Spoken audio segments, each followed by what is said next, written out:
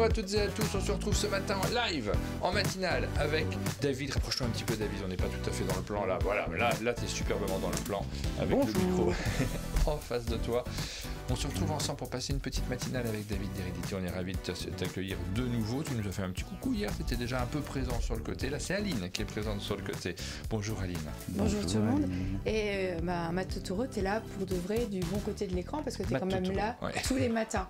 Je fais le lien pour tous ceux qui n'auraient pas encore compris. Matt Totoro et David. C'est la même personne, tu dévoiles les secrets, mais il a peut-être pas envie qu'on dise qui il est. C'est top secret. Je suis pas sûre. Parce que comme il est là tous les matins et qu'il commente tous les matins, je pense que l'identité secrète, elle est déjà un petit peu dévoilée. Puis je dis les mêmes bêtises dans la vraie vie que sur le chat, donc ça se repère assez rapidement. Bonjour Cathy.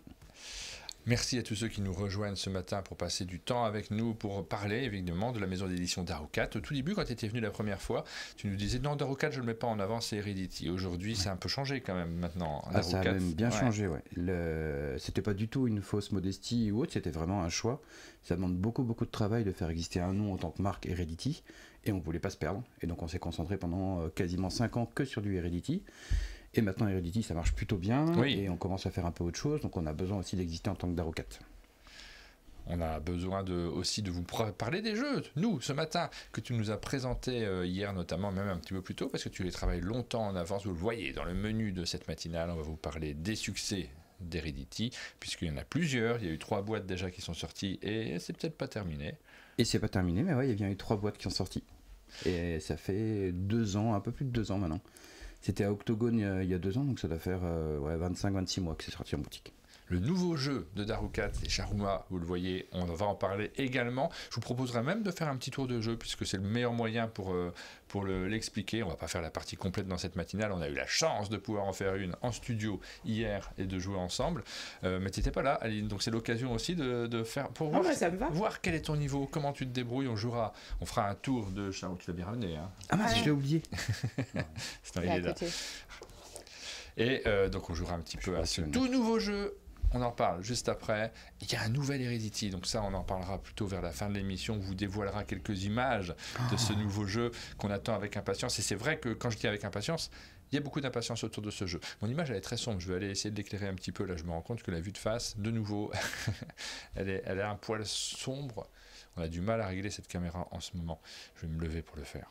Au revoir, Martin. On terminera avec... Ça fait longtemps qu'on a fait un petit jeu de fin d'émission, tu sais, où on pose des questions à notre invité. Je pense qu'on n'a pas fait depuis la rentrée, en fait. On avait rangé ça, mais là, c'est l'occasion de revenir sur quelques petites questions rigolotes. Puis t'as l'habitude de venir dans nos émissions. J'ai regardé, la dernière fois que tu es venu, c'était le 5 novembre 2024. C'est extrêmement bien rythmé.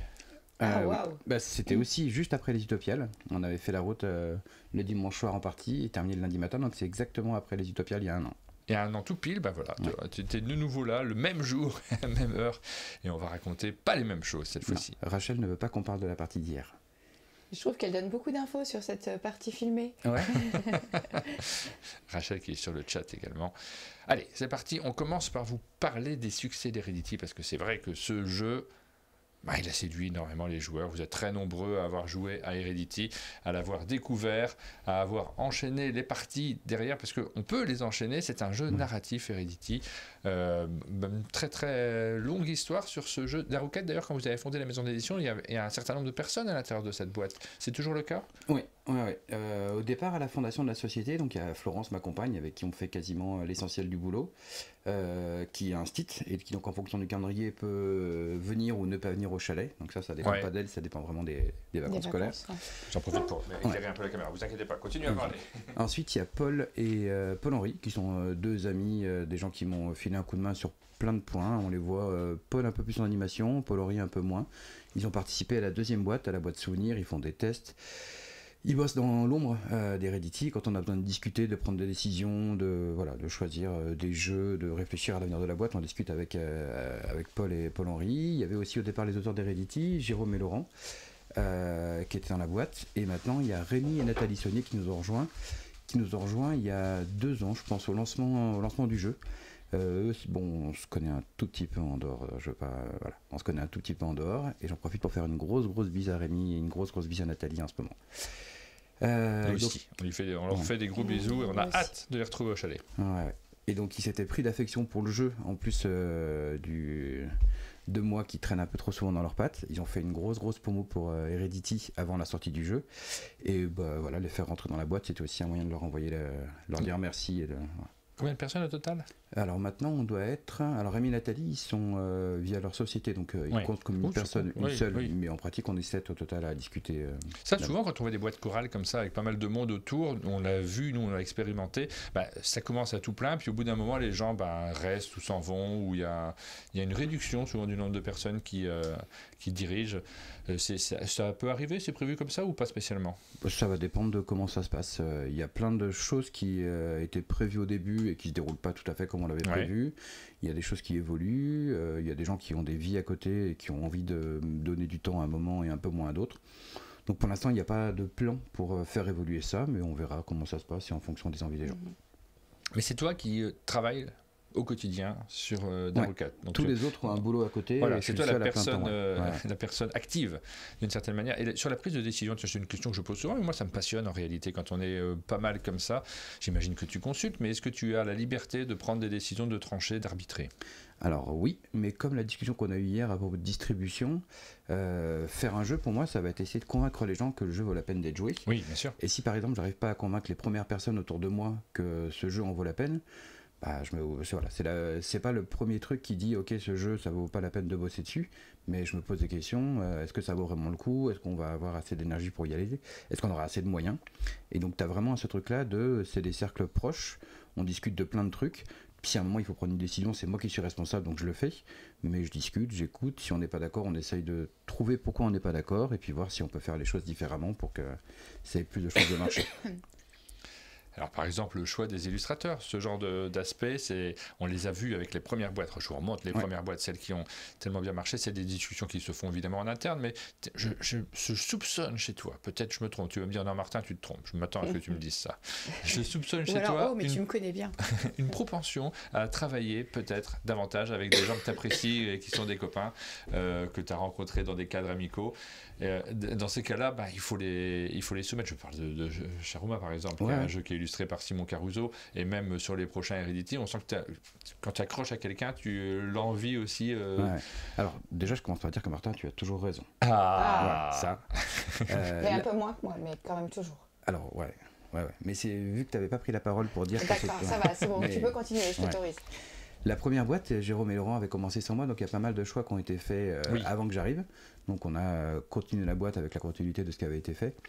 Effectivement, des souvenirs, par exemple, Guillaume qui était là hier, a pris en charge le dessin des maps.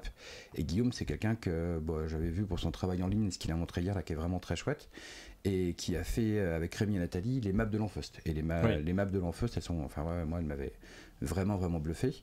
Les gens avec qui on a continué à bosser, qui ajoutent petit à petit des dessins dans Heredity. Par exemple, il y a un triste cirque que peu de gens apprécient qui s'appelle Pierrot, qui est vraiment une personne très très désagréable, que moi j'adore, et qui a fait toutes les goodies pour la prochaine boîte western. Donc quand tu dis que je vais aller chercher des gens que j'aime bien, il y a vraiment un truc.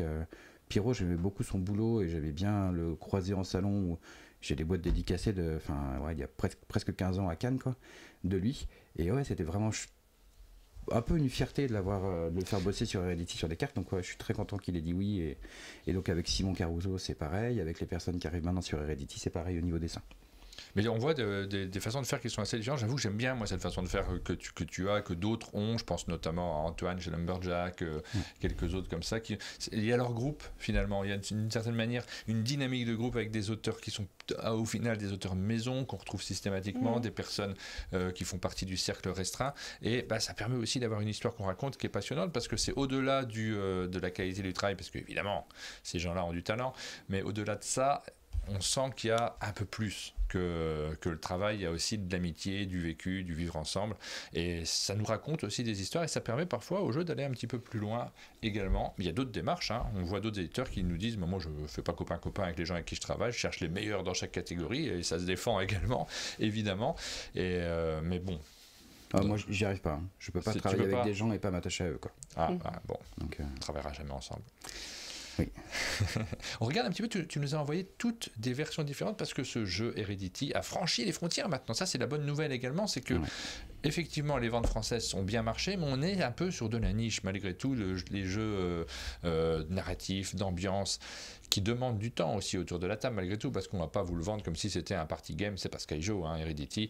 Il faut un petit peu d'investissement sur un jeu comme ça, que ce soit sur le thème ou que ce soit sur le temps de jeu. Ouais.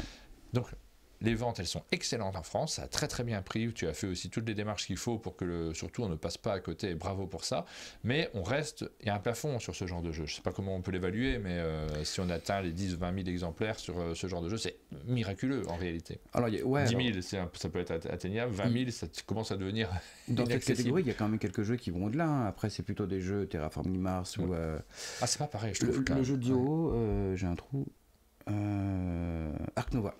Donc c'est des jeux là on est sur des jeux mécaniques. Là tu es sur du narratif. Est-ce qu'il y a des jeux narratifs qui ont atteint ça? Time Stories, je pense. Oui. Ouais, peut-être. Ouais. Et puis Time Stories, c'est un jeu sur lequel tous ces jeux-là aujourd'hui n'existeraient pas. Oui, c'est vrai, c'est sûr. Il y a Time Stories. Je me demande si tu es capable de lire chaque titre. Moi alors le lire non, mais je reconnais un peu les nationalités. Je ne sais pas si je ferai tout sans erreur, mais. Et donc le fait de le porter à l'étranger, ça permet de viabiliser le jeu aussi, parce que là, pour le coup, on dépasse ces chiffres-là. Ouais. Ça c'est vraiment grâce à BlackRock, on s'est battu sur plein de points pour que le jeu soit le meilleur possible, pour avoir une très très bonne couverture presse, pour avoir le plus de gens possible qui jouent au jeu avant la sortie du jeu, et pour être très bien distribué derrière. Et voilà, la rencontre avec BlackRock, c'est exactement ce qu'on cherchait. Moi je pense que j'aurais pas pu mieux tomber en termes de distribution, et j'en suis vraiment très très content. Pour le rapport qu'on a avec eux, avec toute l'équipe pour la distribution en France, mais aussi pour l'export. Ils sont vraiment très très forts à l'export, et au départ c'était vraiment pas gagné, parce que Heredity c'est un jeu où il y a un livret de règles qui fait à peu près 20 pages quand avec même. du texte, et chaque scénario a autant de texte que le livret de règles, donc ce qui fait que tu as l'équivalent dans la boîte de 6 livrets de règles de 20 pages à traduire, ce qui fait qu'il y a plein de pays pour lesquels c'est insurmontable, quoi. Et finalement c'est pas si insurmontable que ça. Si le jeu plaît, si les gens ont envie, on se retrouve avec des versions aux US, au Canada, en Italie, en République tchèque, en Allemagne, en Russie, en Chine, en Corée. Et là, normalement, ça devrait se débloquer pour 2 pays nordiques, la Suède et la Finlande. Trop chouette. Ouais. Et tu parlais de réussite. En France, on a imprimé 9000 boîtes. Tout n'est pas vendu, il y en a encore un peu chez le distributeur, mais on approche de la fin. Et à l'étranger, avec les dernières commandes, là, si ça se valide, on va arriver à 20 000 boîtes à l'étranger. Donc au total, ça fera quasiment, même un peu plus, donc ça fera quasiment 30 000 boîtes à l'étranger. Ouais. C'est énorme. Au total, c'est énorme. Oui, et là, on se rend compte de l'incidence, parce que plus de ventes à l'étranger au total qu'en France, du coup. Oui. Après, il y a des gros pays. L'Italie, par exemple, a pris 1500 boîtes. La République tchèque a pris 1000 boîtes. La France reste le premier. Et la France reste le premier, quoi qu'il arrive. Et derrière, le deuxième plus gros, c'est l'Allemagne, la boîte avec le logo rouge de Pegasus, là, qui eux ont pris 4000 boîtes. Les États-Unis, il y a moyen de Alors il y a moyen, mais c'est Asmodée qui gère Asmodée, donc les US et le Canada, et c'est des tout petits volumes. Alors pour démarrer, je pense que c'est un essai. Donc il y a 1500 boîtes aux US et 1000 au Canada. D'accord. Voilà. Donc ce jeu franchit les frontières, l'histoire se raconte ailleurs, on voit qu'il y a plein de versions différentes. Un petit plaisir à être au Japon?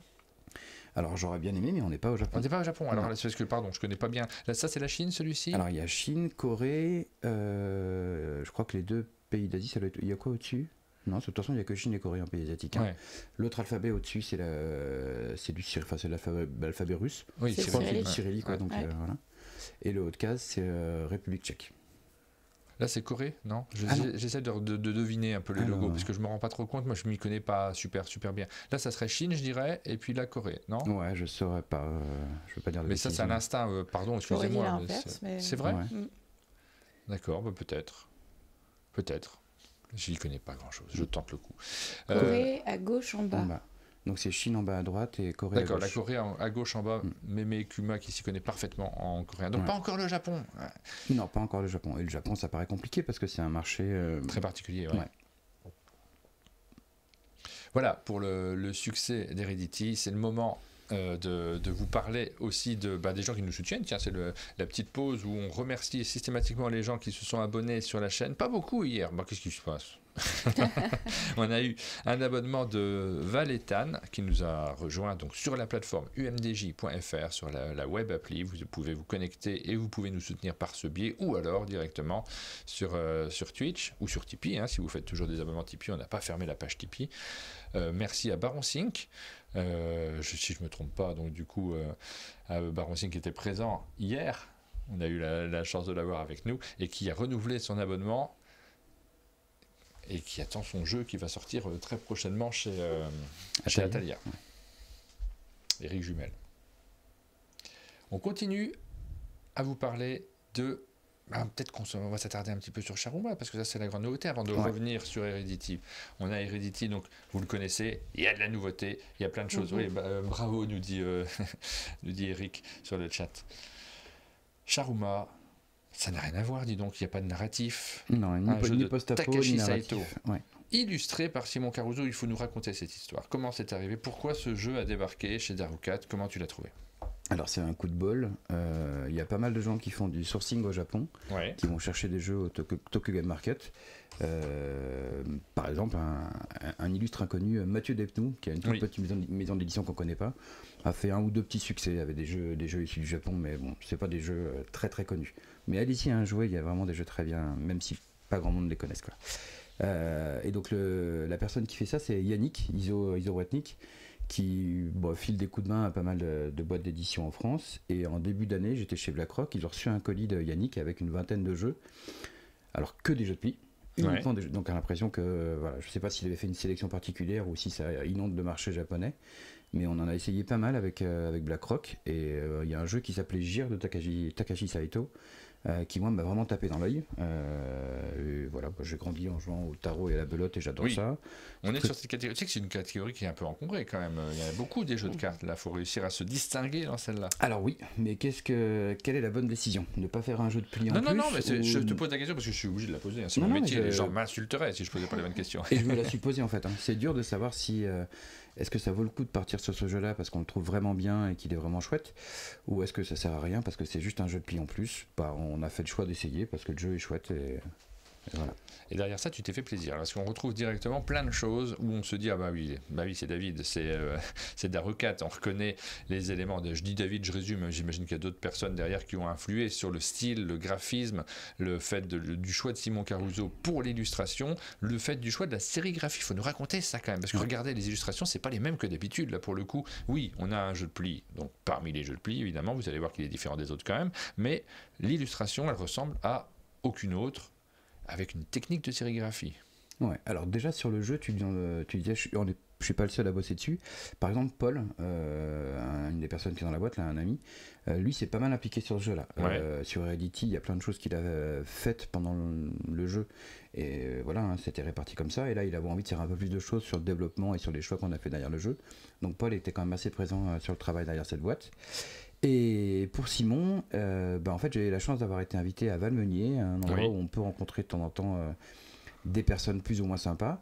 Et il se trouve qu'avec Simon, ça a très très bien marché. Ils avaient fait un atelier de sérigraphie avec Émilie, où on pouvait avoir des t-shirts. On pouvait faire soi-même son t-shirt. Ouais, et ça, c'était super chouette. Moi, j'étais coincé sur une partie de Dune et j'ai pas pu y aller.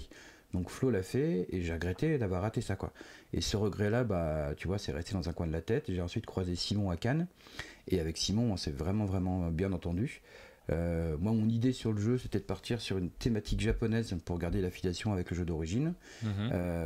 Et si possible, d'ajouter un truc visuellement, en termes de technique, qui partent plutôt sur les tampons. Dans ma tête, c'était les tampons japonais qu'on réutilise pour illustrer le jeu. Et en discutant de ça avec lui, il a tout de suite transposé ça à ce qu'il fait à son activité de sérigraphie. Il y a plein de choses qui vont se retrouver, la manière dont tu apposes l'encre sur le papier, la manière dont les encres se mélangent. Et donc avec moi, mon idée de tampon et son idée de sérigraphie, c'est assez rigolo. Au final, ça se rejoint comme ça, mais il y avait un petit peu la même chose derrière. Et voilà, donc j'ai contacté Simon pendant l'année, savoir si c'était possible de bosser là-dessus pour lui. On avait eu pas mal de discussions sur la thématique, vu qu'il y a des cartes rouges et bleues dans la boîte. On cherchait quelque chose pour illustrer le jeu, on voulait pas que la thématique soit trop présente parce que c'est un jeu de pli, donc on voulait juste illustrer les cartes et donc le chat et le Daruma c'était intéressant justement par exemple pour faire un peu la promo de la société du nom d'Arucat, quoi. Et donc voilà, en tournant autour de ça, en discutant avec Simon, d'abord on a validé le titre et la thématique en interne. Il y avait des petites idées niveau DA, et ensuite Simon a pris du jeu en main, et c'est lui qui l'a amené à ce niveau-là. Donc il a fait toutes les cartes, qui a fait tous les graphismes, les illustrations et tout ça. Et la partie sérigraphie, c'est un truc, on en parlera peut-être un petit peu tout à l'heure, mais j'étais chez eux il y a à peu près un mois, et on discutait justement de ça et de l'apport des illustrateurs. Et bah, par exemple, cette boîte-là, je pense que j'aurais pas pu l'amener à cet endroit-là sans Simon. Ouais, bah oui, parce que alors son style est tellement particulier, tellement original. On va regarder un petit peu ce qu'il y a à l'intérieur, même si là, pour l'instant, c'est pas du tout. Oh, ça c'est joli. Ça. Ouais, c'est ça dont il va parler un peu tout à l'heure. On en parle de ça ? On peut, oui. Ouais, je savais pas. Saruma, donc vous avez cette technique très particulière de la sérigraphie. On réexplique ce que c'est quand même, parce qu'on est vraiment là à l'époque où on parle beaucoup d'intelligence artificielle, de graphismes qui sont générés automatiquement.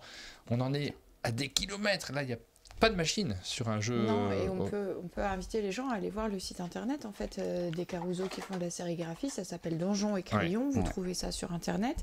Ils font même des stages.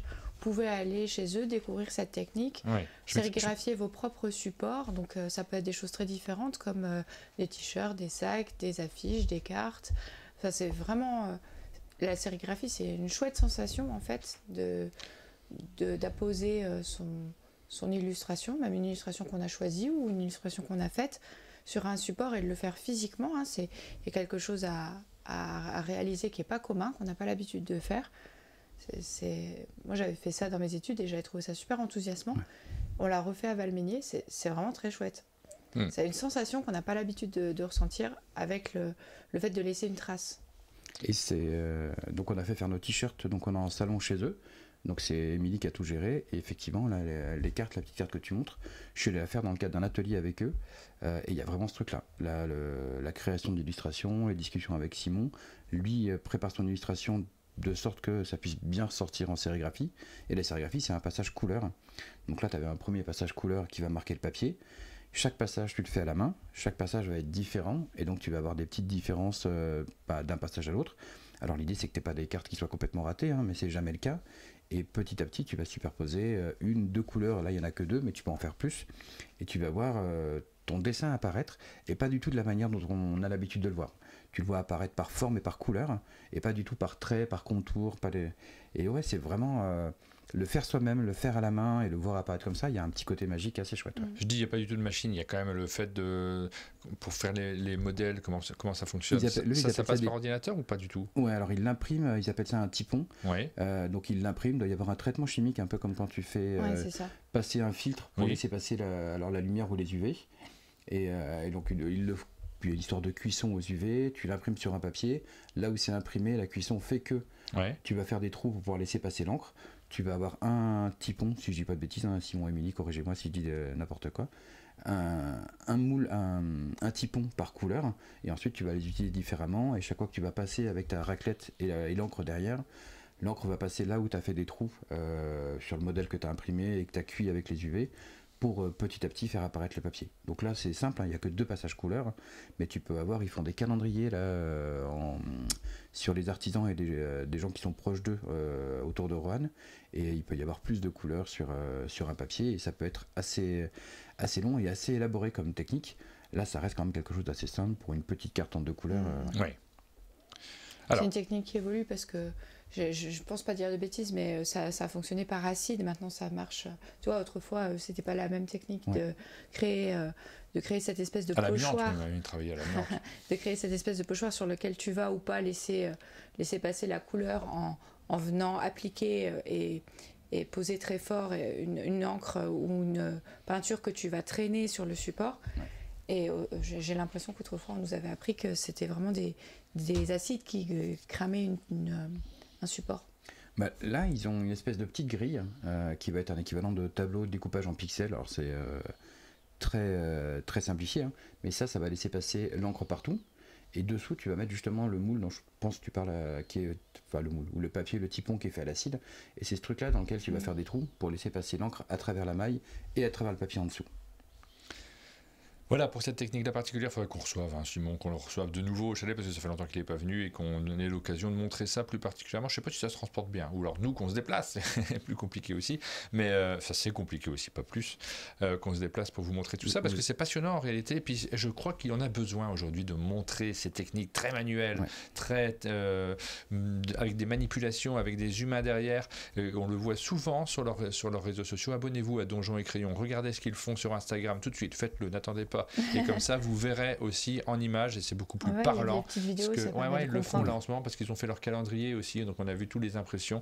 C'est passionnant. Rien que pour ça, ça donne envie d'avoir le jeu, moi je trouve derrière, mais on va reparler.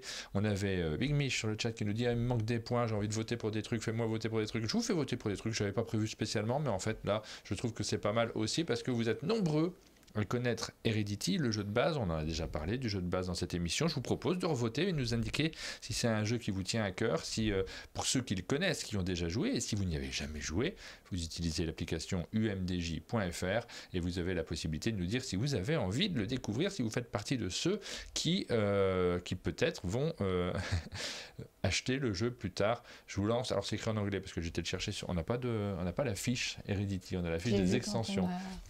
Ouais, vous avez commencé à faire l'enregistrement après. Ben non, mais il faut qu'on les recrée, tout ça, ces fiches-là.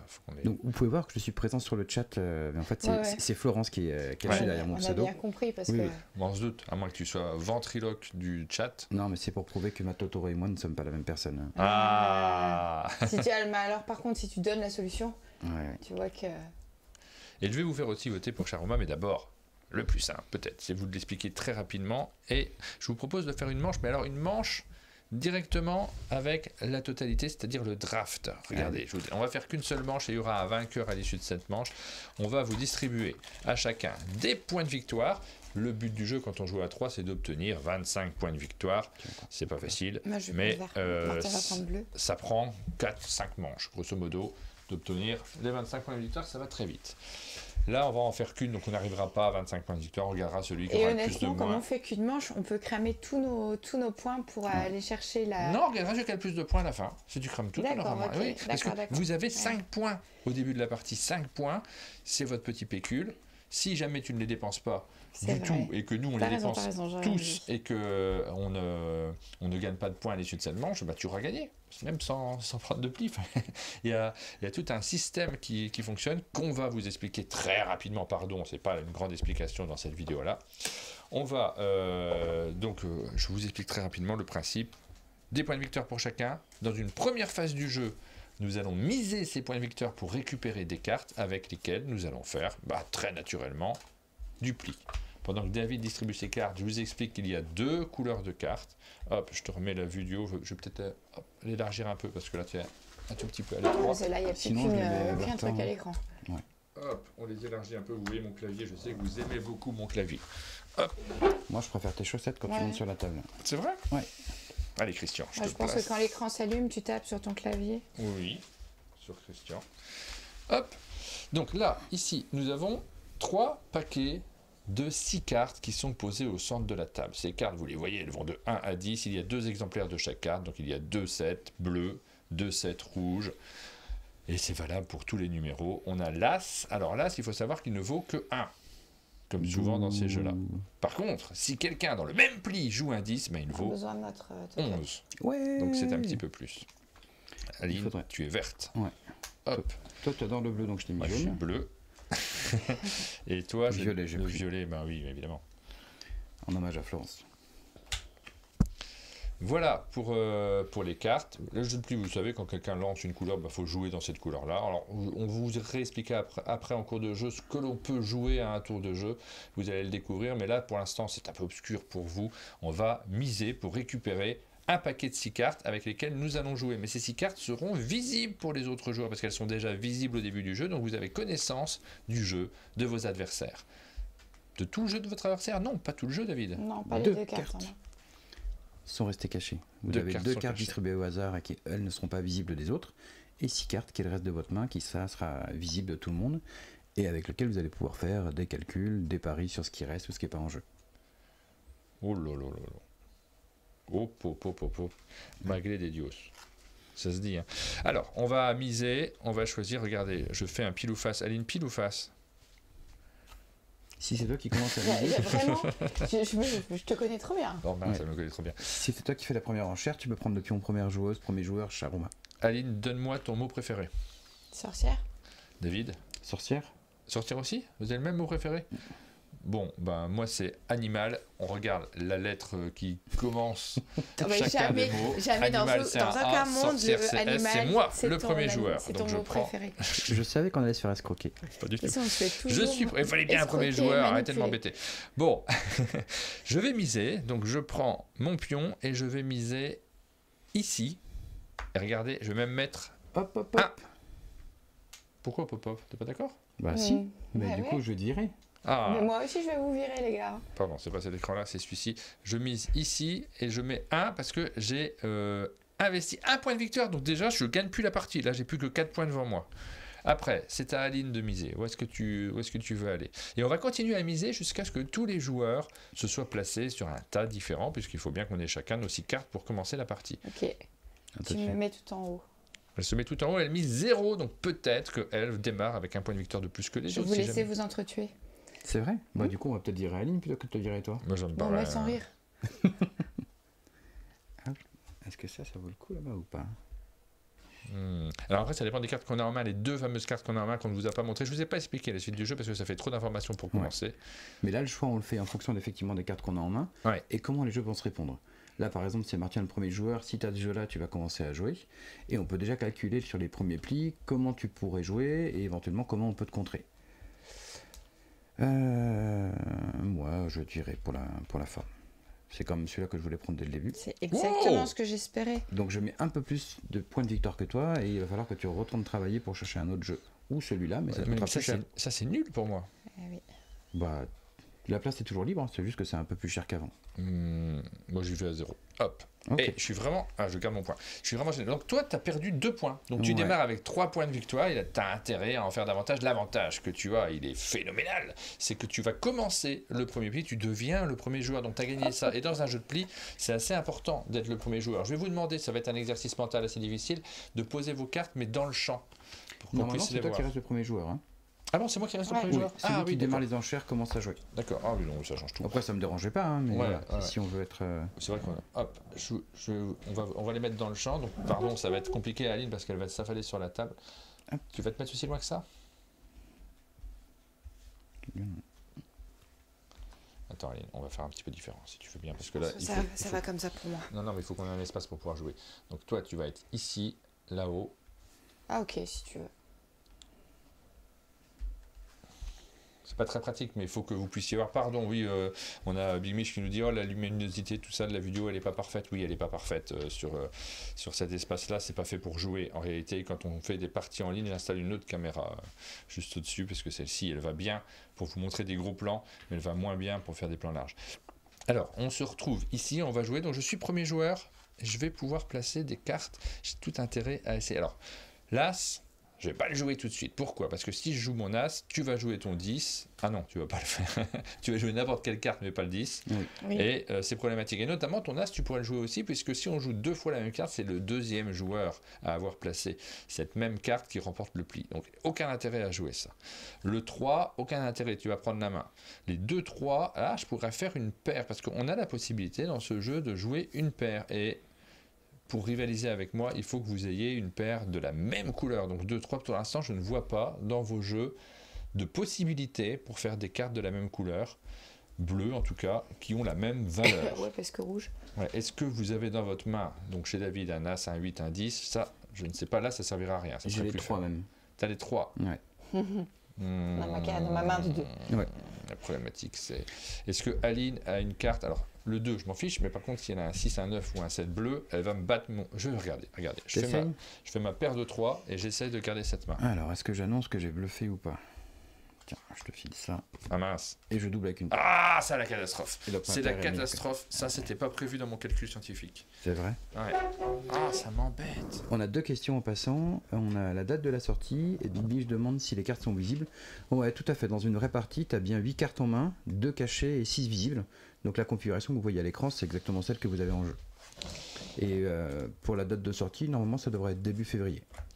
David a récupéré les 6 cartes, et là, dans une configuration à 3 joueurs, tu marques 1 point pour 3 cartes, ce qui fait que tu as déjà 2 points. Tu avais dépensé 2, on est tous à égalité en termes de score. Maintenant, il reste encore quelques plis à faire, puisqu'il nous reste 2 cartes en main chacun, sauf toi David, tu n'en as plus qu'une. Ouais. On commence à connaître tout ton jeu. Et là, est-ce qu'il va garder toute la main définitivement? Il joue le l'As. Je joue l'As parce que les 2 10 bleus sont passés, et ainsi mon As peut plus être une très très forte carte.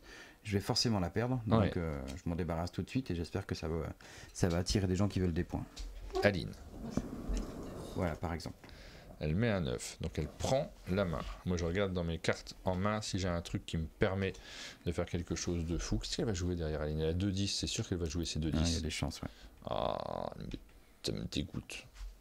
Écoute, je vais le prendre avec ce 9 également, mais comme si le deuxième a joué un 9, qui c'est qui prend le pli? C'est moi, et en plus il y a un As, l'As, c'est le moment de le dire, qui vaut... On a dit qu'elle avait toujours raison. Elle a dit que j'avais toujours raison, je viens de dire qu'elle enfoirée. Okay. Voilà. C'est le moment de dire que l'As, il vaut un point aussi. Oui. Donc là, j'ai pris 2 points en réalité. Exactement. Et là, je passe à 7 points. C'est pour ça que je suis David tenté est à avec 5 et Aline est à 5. Dans les points, tu vas trouver les plis. Donc 1 point pour un pli avec 3 cartes, 2 points pour un pli avec 6 cartes, donc avec des paires, 1 point pour tous les as que tu récupères, et la petite surprise de fin, le dernier pli, tu as aussi un bonus de plus 2. Et c'est ça qui va faire mal. C'est ça qui me pose problème. Bon, alors tu joues quoi maintenant? Mais je vais jouer ces 2-2, en espérant que ça me fasse des points. Ah, c'est pas mal ça. Un de rouge et un de bleu. On peut également faire une paire avec 2 couleurs différentes. Mais là, vous êtes obligé de jouer 2 couleurs différentes. De même, je suis débile. T'avais 8 et 8. Je t'avais pas vu. Sûr, hein? Je t'avais pas vu. Est-ce que sûr, tu veux pas changer? Est-ce que devant la terre entière, tu veux faire marche arrière et... Mais je l'avais pas vu. Bah oui, moi, tu peux prendre mes cartes. Demande au chat si tu as le droit de prendre tes cartes. Non, j'ai pas le droit, c'est joué. On va pas passer 3 heures non plus.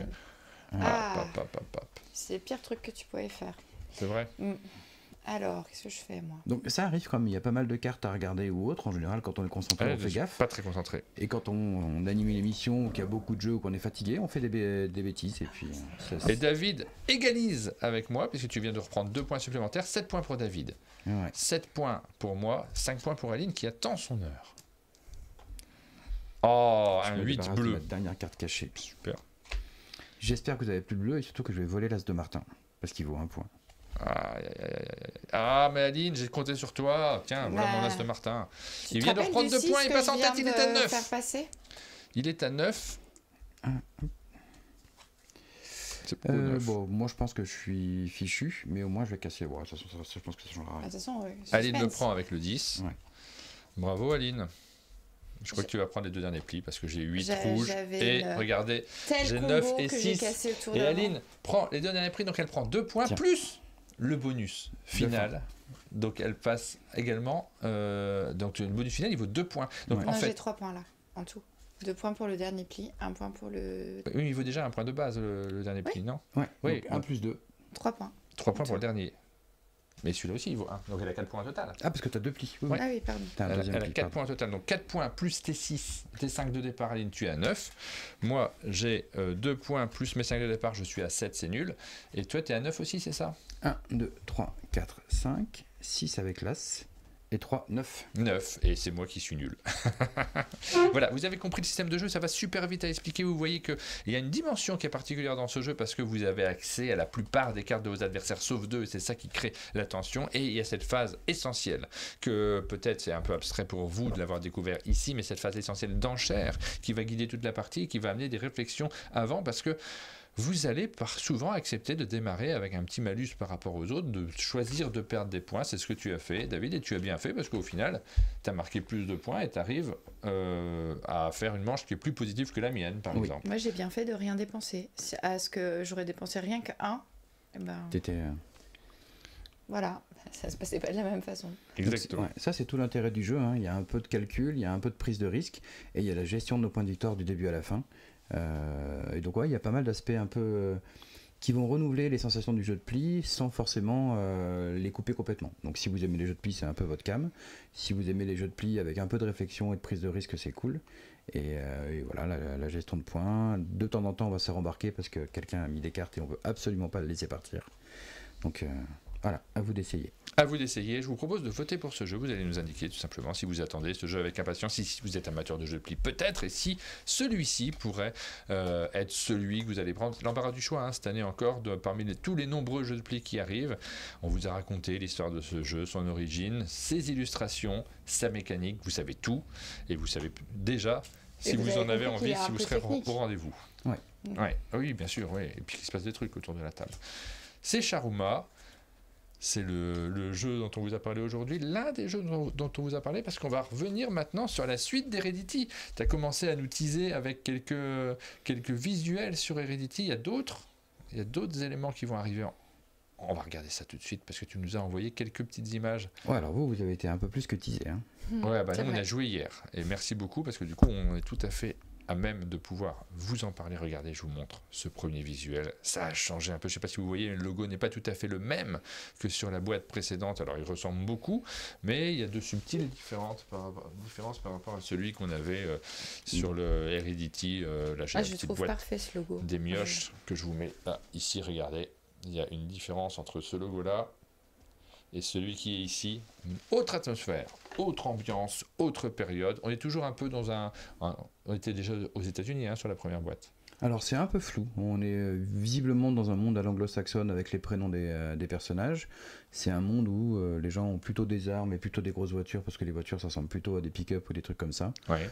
Mais ça pourrait être n'importe quel grand pays avec énormément de kilomètres. Donc ça peut être le Canada, les États-Unis. Mais là on est complètement aux États-Unis ici. Là oui. Oui, c'est pas historique, ça se passe en 1871, donc il y a une petite thématique et une ambiance western pour démarrer, mais vous allez voir, c'est vraiment un contexte historique et on va s'en servir plus ou moins en fonction des besoins, et là on va vous emmener sur les scénars. Là, ce que tu montrais sur le logo... Oui, sur le logo, vas-y. Oui. Ouais, sur le logo, dès le début, quand on a commencé à bosser Heredity, on s'est projeté sur le long terme en disant ok, le système de jeu est chouette, l'histoire est chouette, mais comment on fait en sorte d'écrire d'autres histoires et de faire vivre le jeu sur plein d'histoires différentes, plein de thématiques, plein d'époques différentes. Et donc dès le début, l'idée était d'avoir ce logo qui est assez fort, qui va raconter un truc, la première version du logo, elle dit quelque chose aussi de ce que vous allez jouer et du secret de la campagne, et de le décliner à chaque fois. Donc ça, c'est la déclinaison plutôt western, fantastique, historique. On voit qu'il y a des trucs un peu bizarres.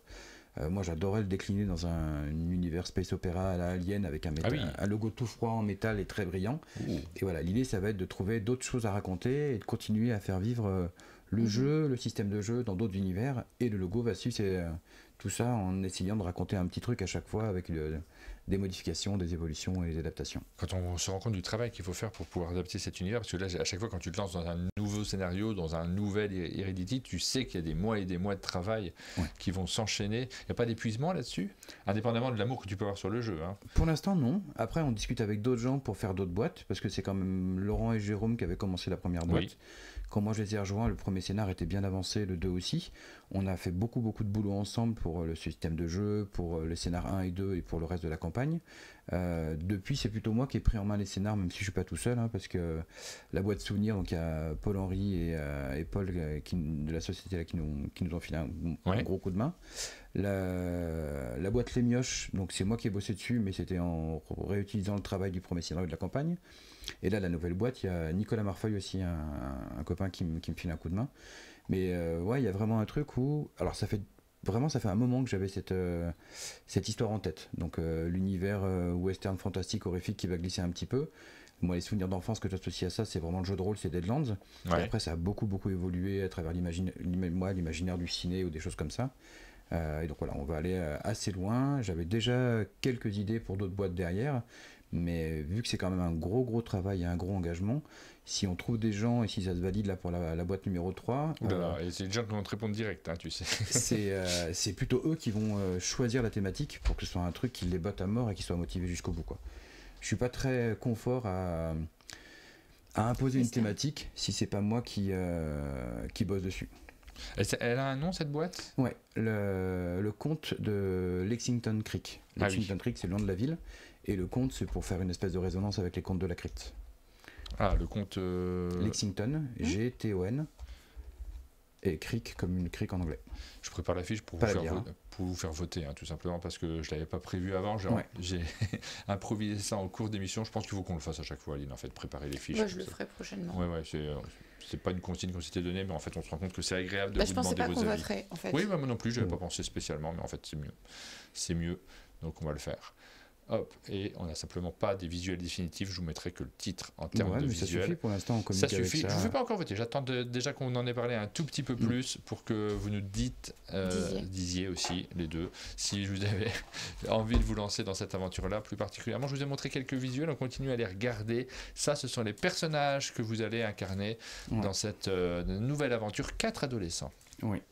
Des orphelins qui vivent dans une baraque un peu à l'écart de la ville. C'est à moitié une école et un orphelinat, donc certains vivent dedans, certains ils sont là la journée.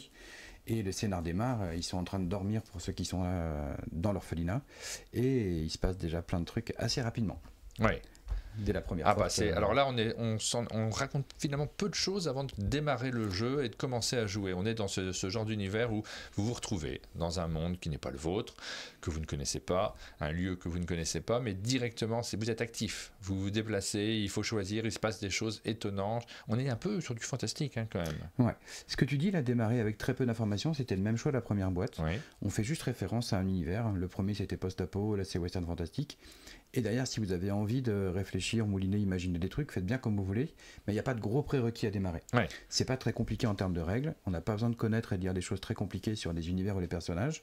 Donc on démarre, et ça ne veut pas dire qu'on ne va pas vous embarquer assez loin, ça veut juste dire qu'on va tout apprendre en jouant. Donc n'importe qui peut essayer, s'asseoir et lire les premières cartes. Et paradoxalement, parce que si on démarre cette partie-là en festival ou ailleurs et qu'on découvre le jeu, on va se dire oui, c'est un jeu d'action. Je me déplace, on a ce système avec des personnages sur lesquels on peut faire des actions qui sont soit des actions de déplacement, soit prendre un objet, soit observer, assez simple, qui va évoquer plein de choses pour tous ceux qui ont fait du jeu de rôle aussi, puisque c'est immédiat, on a nos habitudes, et c'est un jeu au départ d'action, mais un jeu dans lequel le scénario il monte au fur et à mesure de la partie, et plus on avance dans les scénarios, plus on avance dans l'histoire, plus il y a des choses auxquelles on tient, des personnages auxquels on s'est attaché, et une histoire dont on va se rappeler après. Ouais, et ça c'est un gros choix de jeu où on veut faire un jeu narratif, donc on veut raconter des choses, mais on veut vous laisser acteur à l'intérieur. Donc ce dont tu parles, des règles de déplacement, de combat, s'il y a du combat ou autre, ça va vous permettre d'être acteur avec vos personnages. Donc nous on plante un cadre, on écrit des événements, on prépare des actions, donc il y a plein de choses qui sont assez proches du jeu de rôle, mais ça n'en est pas un. S'il n'y a pas la carte dans la boîte, vous ne pouvez pas faire un truc. Et ensuite, dans ce cadre-là, dans cette histoire-là, même si c'est relativement écrit et un peu poussé, on va vous laisser plein de liberté. Selon certains scénars et selon ce qu'on veut raconter, ce sera complètement libre et assez ouvert. Donc hier soir, on parlait de monde ouvert, par exemple. Vous allez pouvoir évoluer et faire des choix avec tout sur la table dès le début de la partie. Et puis à certains moments, il y aura des trucs où vous serez un peu plus guidé, un peu plus aiguillé, parce qu'on veut vous emmener vers autre chose. Et les expériences, les sensations qu'on veut récupérer, c'est soit du jeu de rôle, soit de la série télé, soit des images un peu fortes de ok, on a vécu un truc, on s'est laissé embarquer dans quelque chose, on a peut-être fait un choix qui n'était pas super malin, mais d'ailleurs on va l'assumer et ça va essayer nous on va essayer de créer des souvenirs avec ça. Qu'est-ce que c'est que cet arbre? Parce que là, on l'a pas vu, nous on a fait une partie hier, donc c'est de la première partie qui a duré 2 bonnes heures quand même, et on n'avait pas un arbre comme ça particulier. Non. Ça, c'est les croquis et les dessins de Tania Fortin-Sanchez qui a fait les persos avec lesquels vous allez jouer, qui a quasiment fait toutes les illustrations de la première boîte et qui continue à bosser sur la suite. Et donc voilà, ça c'est un peu la partie fantastique du monde, c'est ce que vous allez trouver peut-être un peu plus tard dans l'aventure. En haut à gauche, là c'est les goodies de Pierrot. Oui. Donc il y a Pierrot aussi que tu as démarché pour travailler sur cette illustration. Goodies, ça sert à quoi? Ça sera où? Alors dans la première, toutes les boîtes post-apo, les goodies c'était les objets en plus. Donc venez nous voir en salon, on en a toujours plein, on file tous. Enfin voilà, les goodies c'est gratuit. Il suffit juste de venir dire bonjour en salon, jouer ou autre. Enfin voilà, vous repartez avec des cartes. Et les boîtes post-apo, les goodies étaient des objets. Et là, la boîte western, les goodies pour l'instant, ça va être des looks alternatifs pour les personnages. Donc c'est vraiment une vision fantastique des persos que vous allez jouer. Ça va un peu coller avec ce que tu as montré sur les monstres juste en dessous. Oui, on peut jouer avec, mais c'est pas obligatoire en fait. On n'a pas besoin pour jouer. En tout cas, les persos, il n'y aura pas d'influence sur le gameplay. Tu as sorti des cartes, tu veux nous montrer des cartes? Ouais, alors j'avais pas vu que tu avais préparé les persos. Donc les persos là, c'est ceux avec lesquels on a joué hier soir, c'est exactement ceux que tu as montrés. Donc ici, ça permet de voir aussi le système de dépenses, de points d'action pour pouvoir parler, regarder, attraper, se déplacer. Donc là, je sais pas si on va mettre les 4, mais de toute façon vous les avez aussi à l'écran. Et donc, c'est ce que dit Aline. Le système de jeu, il est vraiment hyper simple. Vous avez des pions d'action. Notre personnage est à un endroit, il y a quelque chose à observer. On pose un jeton sur l'icône œil qui veut dire observer. Si on veut parler à quelqu'un et qu'on a une icône pour parler à quelqu'un, on va utiliser de la petite bulle. La main, c'est les manips de matériel et les pieds, c'est les déplacements. Et en fait, je suis pas en train de vous mentir, il y a plein de trucs que vous savez pas dans le jeu, mais avec ça, vous pouvez commencer à jouer. On bouge son perso, on lit des cartes et on est déjà dedans. Ça aussi, ça fait partie de... Pour moi, c'est une des forces du jeu, c'est ce qui va permettre à plein de gens dont c'est pas au départ la cam ou cette catégorie de jeu paraîtrait trop compliqué ou ferait un peu peur, mais en fait allez-y et essayez. Là, vraiment c'est pas dur, mais c'est aussi moi la première fois que j'ai découvert le jeu, c'était à Cannes sur un tout petit stand à l'époque, c'était pas dans l'espace créateur là où il y avait des petits stands pas très chers. La première année on avait un petit stand avec 2 tables. Je sais pas si ça existe encore ça d'ailleurs, cet espace là. Moi le premier réflexe, parce qu'on voit beaucoup de jeux un peu narratifs, souvent des auteurs ou des éditeurs qui se lancent, qui choisissent ce domaine là, et t'hésites à y aller parce qu'une fois sur deux tu tombes sur des trucs à rallonge, une demi-heure d'explication, tu t'en sors pas, t'as rien fait, quand tu t'en vas t'as rien compris à ce que t'as fait, et en fait là directement tu m'as montré qu'on pouvait jouer immédiatement. Et c'est très pratique pour les festivals. Moi j'ai pas de souci avec des jeux qui marchent différemment, mais c'est forcément des jeux qui demandent plus d'implication, qui sont plus exigeants, qui vont vous demander beaucoup plus de préparation et qui sont réservés à un public beaucoup plus restreint. C'est le moment de vous faire voter. Vous allez nous indiquer si vous attendez ce jeu avec impatience ou pas. Hop, on démarre le vote pour ce jeu. Je te donnerai les statistiques juste après pour savoir si vous allez soutenir cette maison d'édition aussi avec le conte de Lexington Creek. Cette nouvelle histoire, on ne sait pas où elle va. Nous, on a commencé l'aventure.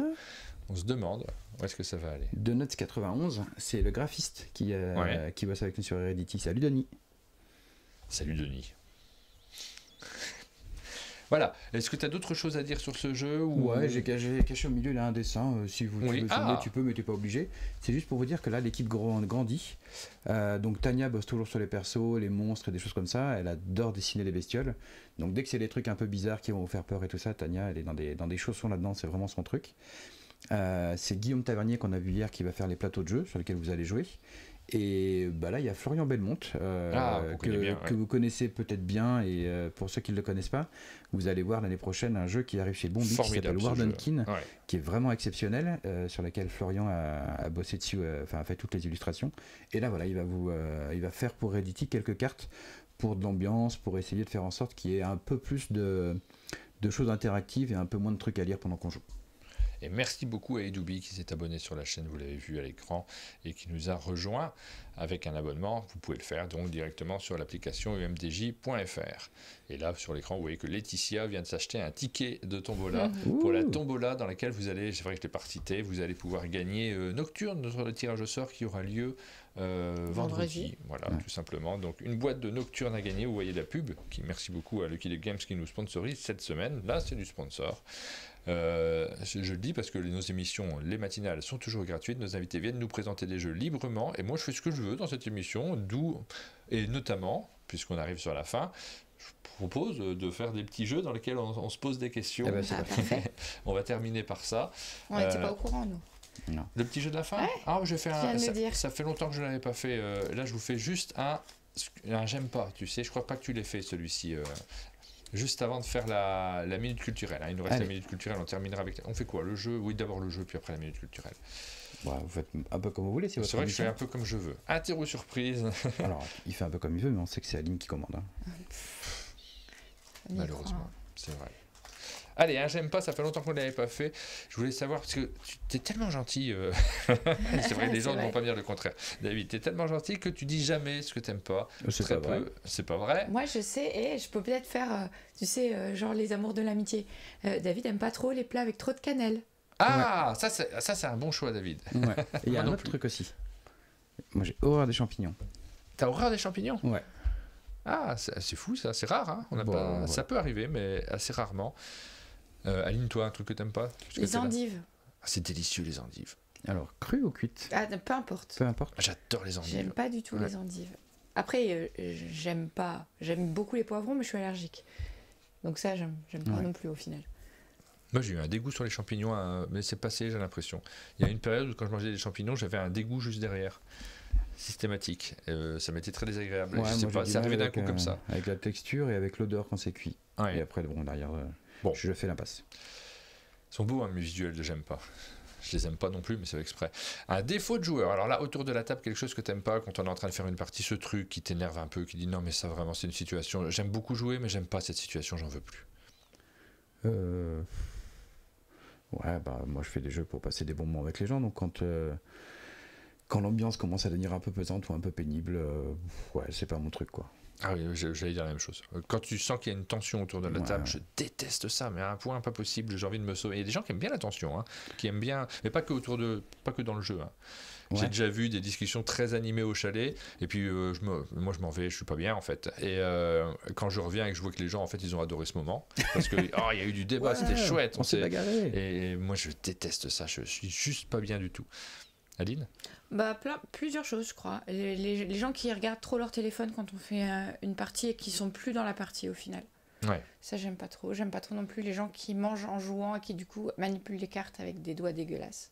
Oui. Ça me gêne. À chaque fois, j'ai envie de dire, mais fais pas ça. C'est pas ce qui me gêne le plus, moi, ça. Mais oui, effectivement, on n'a pas envie, mais ça gêne, évidemment. C'est mon côté maîtresse, tu vois. J'ai envie qu'on reste concentré, qu'on ait les mains propres. Que les prochains qui jouent avec le jeu. Ouais. J'aime pas trop. J'aime pas trop non plus quand ça devient un concours de critique. Trop, c'est vrai. J'aime pas. Défaut, pas 16. Parce que là, tout ce que tu cites, on l'aime pas non plus. Il faut choisir. Je trouve grognon, on dit j'aime pas les jeux, j'aime pas les gens. Alors. Oui, c'est vrai qu'on est plusieurs à avoir ce truc, Rachel aussi, je crois, de ne pas aimer quand les gens ne jouent pas, en fait. Quand ils sont là pour dire, bon, bah, je suis juge, moi. Donc, on est au quart de la partie, on est sur la notation déjà. Effectivement, ça, c'est un défaut d'habitué assez courant, malheureusement. Coucou Four17 qui nous fait un petit coucou pour nous montrer qu'il n'a pas fait d'avatar. Bah alors. Ça va. J'aime pas un type de jeu, le type de jeu que vous n'avez pas trop, que vous n'avez pas envie de sortir. Alors moi, je suis plutôt bon public. Vous pouvez quasiment me faire jouer à n'importe quoi. Naturellement, je vais plus du tout vers des jeux où il y a trop de règles, où tu passes plus de temps à expliquer qu'à jouer, enfin voilà, où le début de partie va prendre plus d'une demi-heure. Mais en fait, même si vous avez envie de jouer à ça et que l'explication est cool, moi je vais faire l'effort et ça peut être bien quand même. Donc par défaut, c'est les types de jeux vraiment trop longs, trop compliqués ou autres, c'est plus ma cam. Mais avec en bonne compagnie, ça ira. Oui, non, la communication limitée, moi c'est ma passion. La communication limitée ? Ouais, Anabi, Tech Time, Ritual là, qui arrive chez Paladis, c'est exactement, c'est tout les jeux que j'adore, quoi. Ouais. Aline ?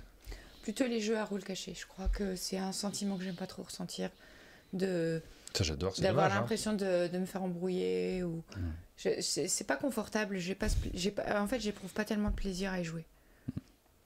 Je crois que j'aime pas trop la répétition, moi, maintenant. Le fait de, tu sais, le truc, bon, on est ensemble, c'est le même groupe, on fait le même jeu, ça m'ennuie un petit peu. J'aime pas revivre toujours la même vie, parce que c'est des choses qui sont bien, mais j'aime bien changer. J'aime bien le changement. Mon cerveau vient de dire que je n'aime pas non plus les jeux de lettres. Effectivement, moi, T'aimes pas les jeux de lettres ? Non, après, je suis très mauvais aux jeux de lettres. Florence aime bien ça et je fais l'effort de jouer. Mais alors, par contre, quand il y a des jeux de lettres qui sont pas basés sur des gens qui vont être très très forts au Scrabble, plus tu t'entraînes et plus tu es fort au Scrabble. Et l'écart, il est terrible avec moi, c'est horrible. Et puis il y a des fois, il y a quelques jeux où tu arrives quand même à jouer malgré tout. Et tu vois, même ceux-là, finalement, moi, ça me va. Oui. Tu sais que je fais un jeu de lettres. Ah bon ? Oui. Bon. Un jeu de lettres sans lettres ? J'adore, moi, les jeux de lettres. Si, il y a bien des lettres, comme il faut. Hein. Mais je jouerai avec Florence, c'est pas grave. J'aime pas quand ça se passe à une table de jeu. Donc là, on l'a un peu cité avec la question d'avant, parce que Aline a cité 12 000 trucs. Bah ouais.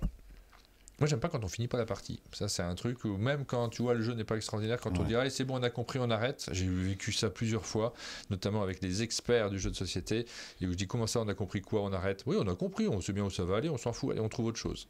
Ouais, et puis quand tu fais ça, tu le dis pour toi, et les autres sont en général plutôt polis et gentils et vont dire oui, même s'ils ont envie de terminer. Mais à partir du moment où quelqu'un a dit qu'il avait plus envie de terminer, de toute façon, c'est mort pour les autres, quoi. Donc c'est un peu bizarre. Un grand merci à Noon7831 qui nous a soutenus là sur l'application umdj.fr. Vous avez vu son avatar qui s'est affiché à l'écran. Très bien fait d'ailleurs. Je vais bientôt rajouter des nouvelles choses dans les avatars pour ceux qui les fabriquent, notamment les fonds. Je trouve qu'il n'y en a pas assez. Les décors derrière. Vous pouvez me faire des commandes. Faites des commandes sur le chat. Je voudrais ça en décor d'avatar et puis on les rajoutera très cher. Moi j'aimerais bien que sur le trône tu aies une cuvette de toilette plutôt qu'un vrai trône de roi. Jamais ça. Nous on est distingués sur un monde de jeu. Bravo. Aucune chance qu'on fasse ça. Par contre, un fond cuvette de toilette pour ton avatar, je veux bien. Si vraiment tu me demandes ça, je peux te le faire. Ma commande est passée. Je ne sais pas si vous voulez dire d'autres choses. J'en ai dit suffisamment. Précédemment, c'est toujours la même chose. De toute façon, j'aurais répété la même chose. On continue alors dans les couvertures de boîtes. Il y a un truc que vous n'avez pas trop sur les couvertures de jeux, de boîtes de jeux.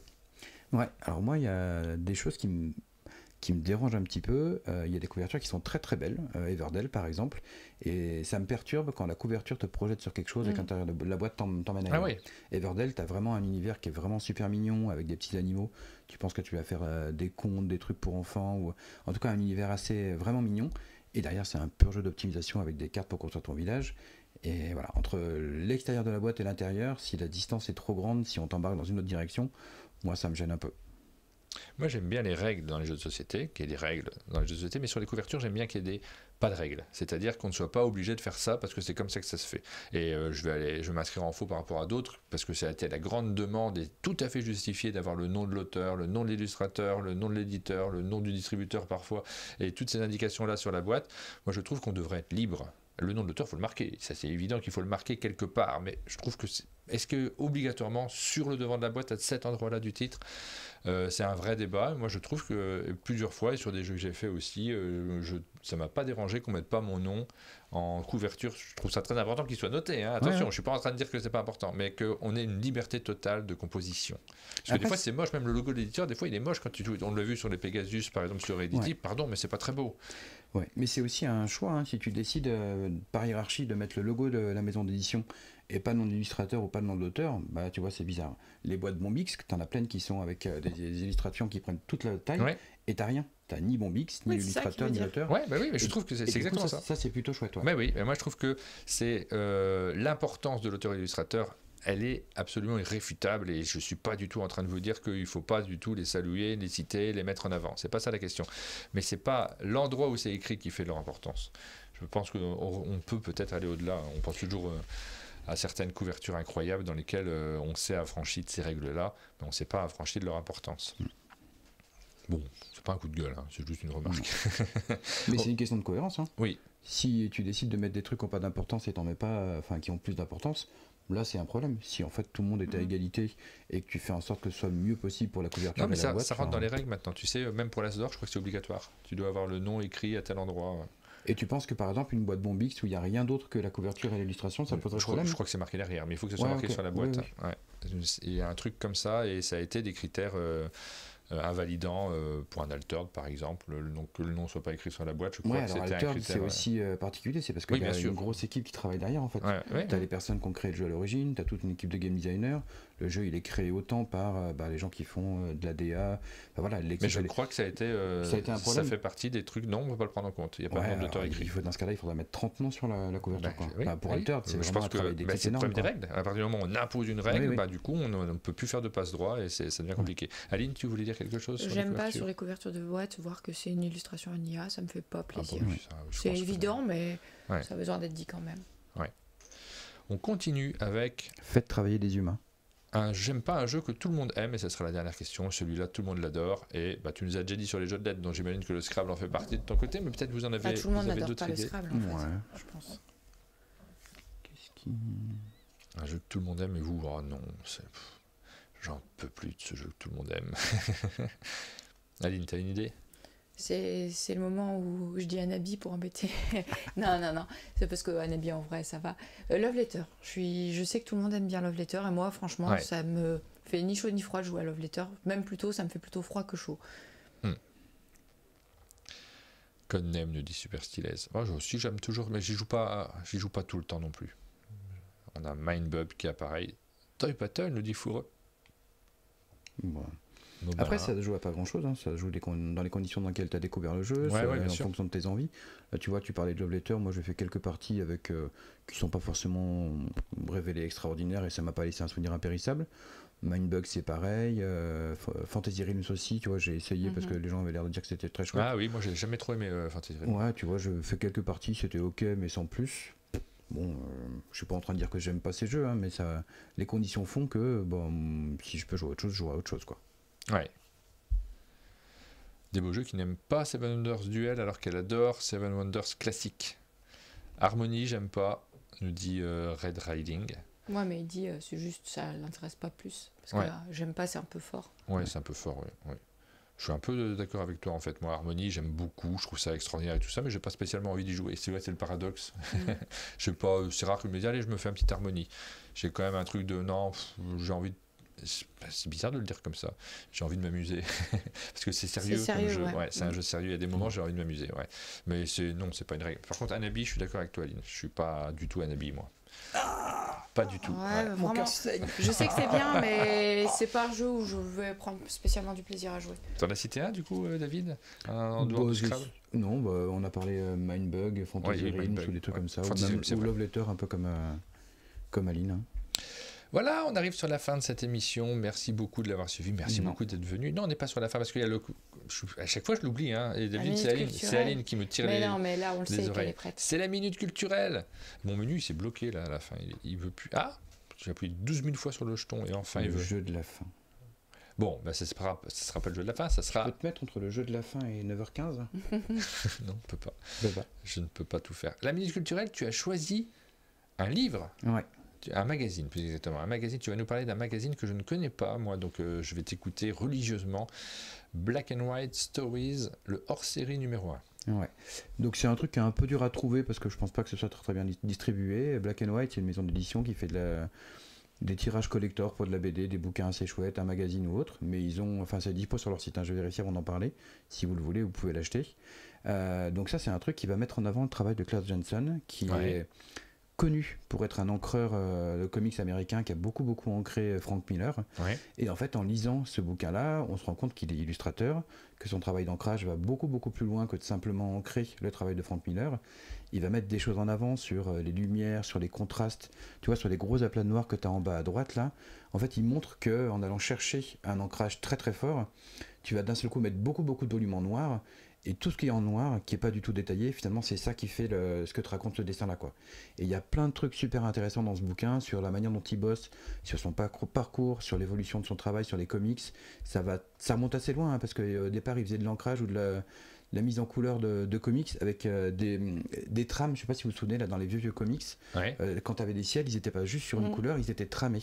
Oui, bien sûr. Il dit même à la fin que comme un idiot, il a continué à tramer pendant très longtemps alors que tout le monde le faisait à l'informatique, et que le jour où il a essayé, il s'est juste maudit lui-même de pas faire ça depuis des années parce que c'est un travail de titan alors que l'ordi le fait tout seul quoi. Et ouais, son travail est vraiment très chouette, il y a plein de dessins super bien dedans. On voit évidemment des dessins de Frank Miller, mais on voit son apport là-dessus, on voit ses propres dessins à lui. Et les planches sont vraiment extra. Juste ce que vous voyez sur la couve là, le visage en haut à gauche avec la pluie qui tombe, c'est une image qu'on associe énormément à ce que fait Frank Miller. Ouais. Et en fait, c'est des trucs qu'ils ont fait ensemble ou que lui fait tout seul. C'est vraiment très chouette. Tous les gens qui aiment le dessin ou qui aiment dessiner, si vous pouvez tomber là-dessus, jetez un coup d'œil là-dessus, c'est très chouette. C'est en français ça? Non. Et c'est en français, ouais. Alors même le bouquin est bilingue. D'accord. Tout le texte à l'intérieur, à chaque fois, il est doublé en français et en anglais. Et après, n'importe qui est intéressé par l'illustration, qui lit un peu de BD ou autre, vous pouvez y trouver votre compte. C'est vraiment un bouquin qui est génial, quoi. Ouais, je suis très curieux de le découvrir effectivement. Puis cette histoire de trame, c'est vrai qu'avant c'était des trucs à gratter, hein, c'est ça, on écrivait, c'était la décalcomanie. Ouais, alors je sais pas s'il avait une espèce de pochoir où il allait passer dessus ou s'il les faisait tous à la main. De ce que je crois, hein, parce que ça remonte quand même à une certaine époque, cette période du tramage. De ce que je crois, c'était des feuilles c'est la décalcomanie vraiment. Tu les posais et tu frottais. Tu frottais avec une pièce ou un truc. Il dit même qu'il les découpe. Oui, qu'il va chercher du papier et qu'il va le coller directement sur la planche. Oui, c'est ça. Ouais. Ah, de coller, tu veux dire c'est des feuilles... Tu as une feuille de trame, tu vas découper la forme que tu veux et tu vas le poser en motif pour couvrir un truc. Je suis pas sûr, il me semble qu'il y a ça vers la fin quand il parle de trame, mais en fait ça montre que ça évolue. C'est ça, autocollant transparent, moi je suis d'accord avec Kalou et Rachel. Moi ce que j'ai vu c'était de type décalcomanie effectivement. Et genre vendeur en papeterie, dit Rachel. Ouais. Donc ce bouquin est vraiment très chouette. C'est dur à feuilleter sans l'acheter. Mais ouais, c'est super bien. Ah bah oui, mais il faut être intéressé par le sujet et tu es sensible, toi, à l'illustration de manière générale. Ouais, j'adore ça. Ouais. Je lis DVD. Hier, on parlait de ce qu'on lisait. Gamin, j'ai commencé à lire des Mickey Parade et des trucs comme ça. Puis j'ai une grosse période de comics. Puis avec les gens que j'avais autour de moi, du franco-belge. Et puis maintenant, je lis du manga, du comics. Beaucoup moins de comics aujourd'hui ou de manga, plus de franco-belge. Il y a des illustrateurs ou des gens qui font des BD vraiment extra. Enfin voilà, je suis même plus branché bande dessinée que jeux de société sur ce que j'aime. Les bouquins de Bruno, tout ce qui est sorti que Bruno a dessiné ces dernières années, c'est juste magique, quoi. Les bouquins de la famille Jouret, les Lincoln, vraiment ces bouquins sont super chouettes. Il y a plein de trucs très chouettes à découvrir en bande dessinée. Eh bien, merci pour ce conseil, c'est un très bon conseil pour terminer la matinale. Là, c'est vraiment la fin de cette émission. Merci David d'être revenu au chalet. On t'attend, j'espère, avant le 5 novembre 2026. Avec grand plaisir. Avec grand plaisir aussi. Oui, il faudra trouver une date. Qu'on embrasse et qui a suivi et qui nous manque. Qui a servi et de pense-bête et qui a posé des blagues sur le chat en mon absence. Donc merci beaucoup Flo. C'est la fin de cette émission. Demain, on se retrouve avec Pénélope pour la matinale où on fera des avant-premières comme d'habitude avec elle. On vous donne rendez-vous très bientôt. On vous souhaite à tous une très bonne journée. À bientôt. Ciao. Merci tout le monde. À bientôt. Salut.